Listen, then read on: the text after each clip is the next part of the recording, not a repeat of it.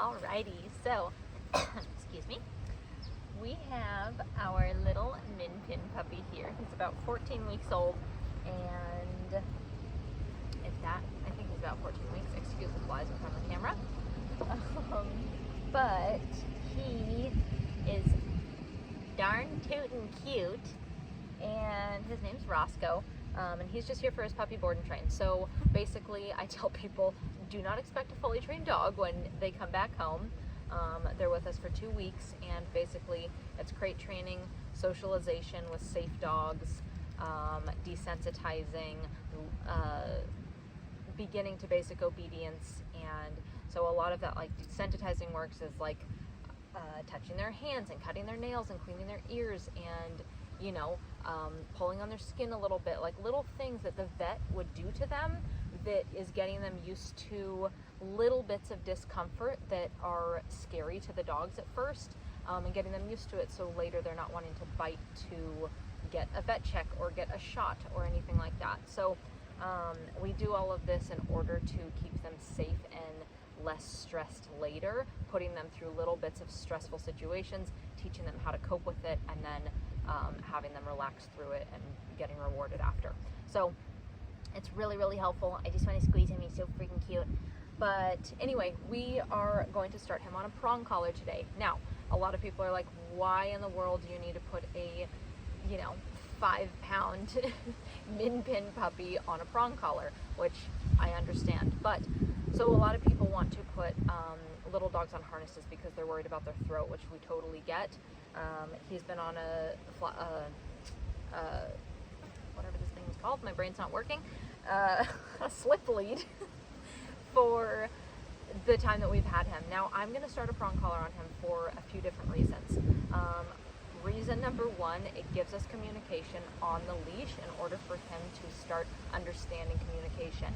If we just put him on a harness, he's basically a little bumblebee on a string flying around on our leash, and there's no communication. He's going to become reactive to situations. We need a means of some means of communication with him that's going to help him understand basic obedience, leash walking skills, all of that stuff. On a harness, it's not very easy to do that. There's no communication, and it's done just through like positive reinforcement and having the dog do it on their own, as opposed to asking the dog to do it and listen to direction from you, which is very useful later in life for them. So that being said, it's not that I can't restrain this dog. I am stronger than him, obviously, but it just, even for my tiny, tiny dogs, I'm going to put a prong collar on them to teach them communication skills on the leash, to teach them to calm down. Also, giving a little correction if they do jump on a child or, whatever. There's different things that we're going to be correcting on the collar for, but at the beginning, it's going to be, you're just so cute, communication. So only through pressure work. We're going to start adding treats into it. I don't have treats today because I'm a bad dog trainer. But this is just supposed to be a quick video because I have a training session in just a little bit. So, oh my gosh, he's biting my earring. You're too cute. So he just went for a walk. So he's not like crazy right now. He is biting. We're going to do a little bit of thumb on the tongue. Good boy. And then he stops biting. So I have a video all on desensitizing and stopping puppy biting. Oh, now he's going to give me kisses because he's a good boy. So anyway, we have him, and I have him on a slip lead right now. He is biting my earring, and I'm going to switch him to his prong collar. Now, the thing about the prong collar is as soon as I hook the leash to it, he's going to put pressure on it. So he may scream, he may try to fight it a little bit, but as soon as I do that, I'm going to start my communication on it. So basically, I'm going to teach him that when you feel this pressure, you move back in my direction. And then we'll start little sits, and he knows sit with a treat, which is nice. He's going to be chewing on our leash and do all the puppy stuff. So it's going to be very messy in the beginning, and we're just going to kind of walk him through it, and hopefully it goes really well. All right, so for chewing on the leash, we don't want that. Normally I'll just jerk it out of their mouth. And he's going to bite on the metal, and that's not going to be very fun for him. Okay, so.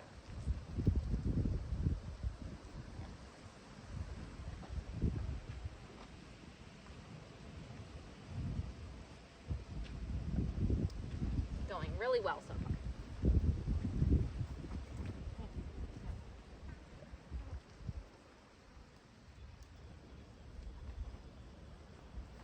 Pressure, good.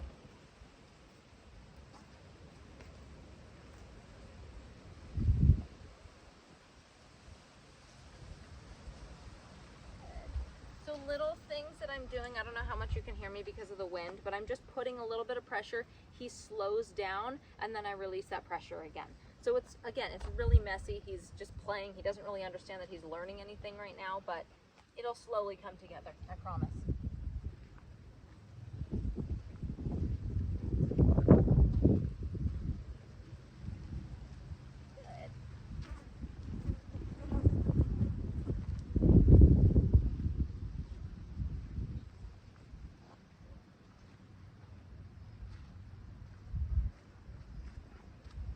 Being super gentle on my pressure here. Good boy. The less I have to use my leash, the better, to soften them up on it and actually teach them the communication and the language of the leash. So if here's some pressure, he's going to move into it, that pressure comes off.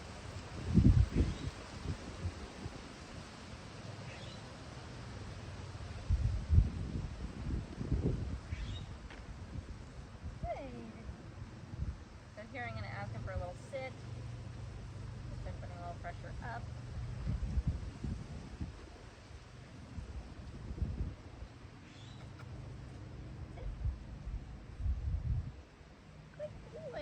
Let's go.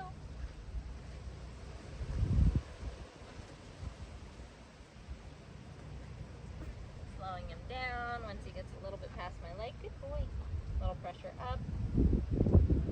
That's it. Good boy, Roscoe. This is where I would reward if I had treats on me, but I don't. Good boy. Let's go.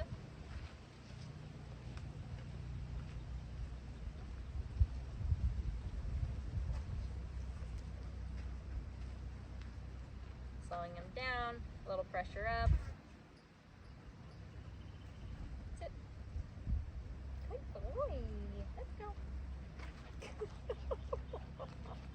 So I'm careful that he's not jerking on that leash really hard. Sometimes it's going to happen, and that's totally fine.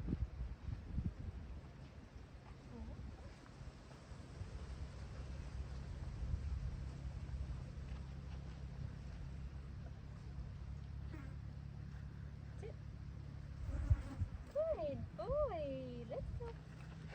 Good. So again, why am I using a prong collar on this tiny little dog?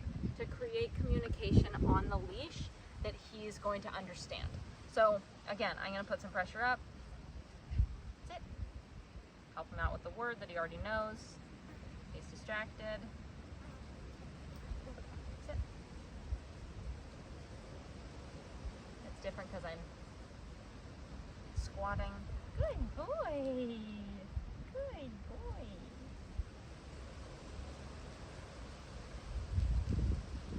It's teaching communication. It's for proper leash walking skills. It's going to help him calm down when we need him to tune in and walk nicely and actually use his brain to communicate when they're flying around like this, like a little bumblebee. For one, they're going to get under your feet, and it's dangerous because they can get stepped on and we can really hurt them. For two, it's not good for his brain to just be flying around like this all the time. Yes, he's a puppy. There's a time and a place for him to be flying around and having a good time, but when he's on a leash, it's not really the place, and that stuff, that overexcitement can go more into like reactivity and turn into aggression. Like, these are little things, and then you have this little dog that's freaking out at the end of the leash that you see all the time. So starting this stuff off early, teaching them how to properly walk on a leash so they're not putting pressure on their neck, so we're not having to put them on a harness. It gives us less communication and gets us more disconnected. This is all the beginning of starting him on being a really well-rounded, good dog. He's got a great personality. He's super confident and well-bred dog, and he's great. I love this little dog so much. So anyway, he's super confident, dominant little guy. and we want to make sure that he's just everything in one. All right, we're going to do a little bit more of this, and then we're going to finish up. Hey, mister, give that to me. Thank you. Let's go. Good boy.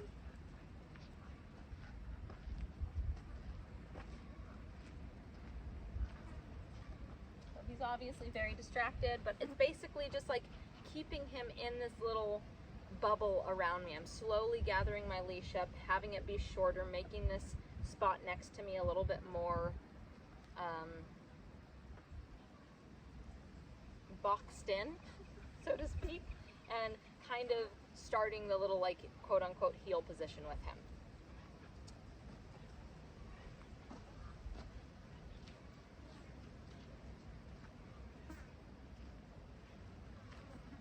Slowing his brain down, teaching him how to think about things, being aware of my body, because he's a little guy. He needs to be self-aware of, self-aware and then aware of other people around him so he doesn't get stepped on. I mean, it's a big thing making sure that these guys are safe because they're so little. Yeah, good boy.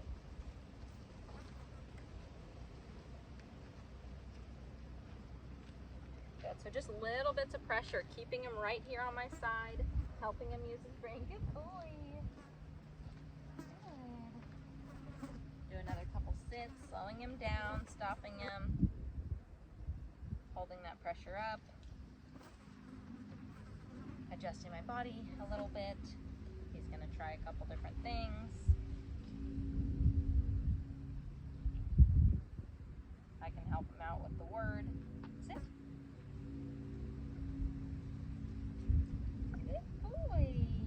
That's very good. Let's go. Oh.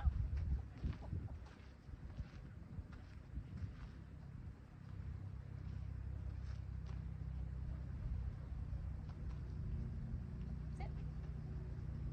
Good boy. And again, he's so little, he just went for his walk. Keeping these training sessions short and sweet, 5-10 minutes is all of he needs for now. Do that multiple times a day, bring him out, do this stuff with treats. If he's too excited about the treats, calm him down a little bit and then start rewarding that good state of mind that we want. So we'll make another video on that, of making sure we're rewarding the relaxed engagement and not the overexcitement obsession. Hi, Meeker.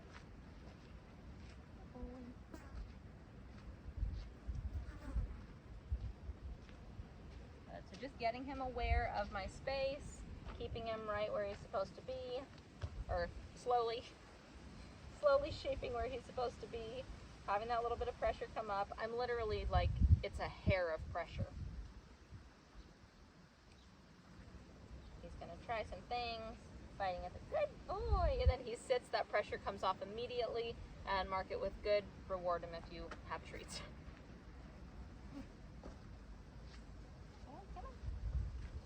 You are so cute. Good. Again, pressure comes up. Good. He did it. I released. He got up immediately. That's totally fine. Gonna practice again. A little bit of pressure. Oh, he's distracted with the flies. Good boy. Good sit. Let's go. Oh my God, you're too cute. Sit. Good. Let's go. Roscoe.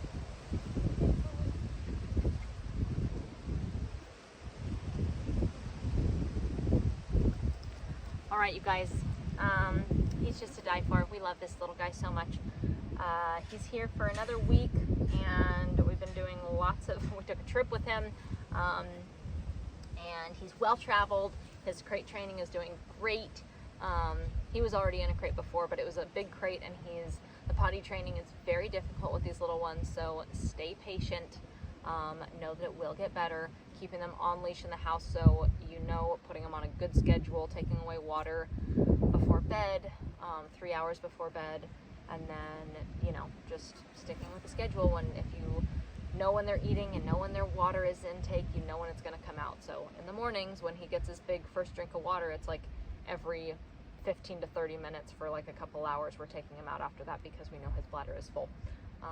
All right, you guys, we will keep you posted on Mr. Roscoe here. He's just darling. We love him. And we'll talk to you soon. See you later.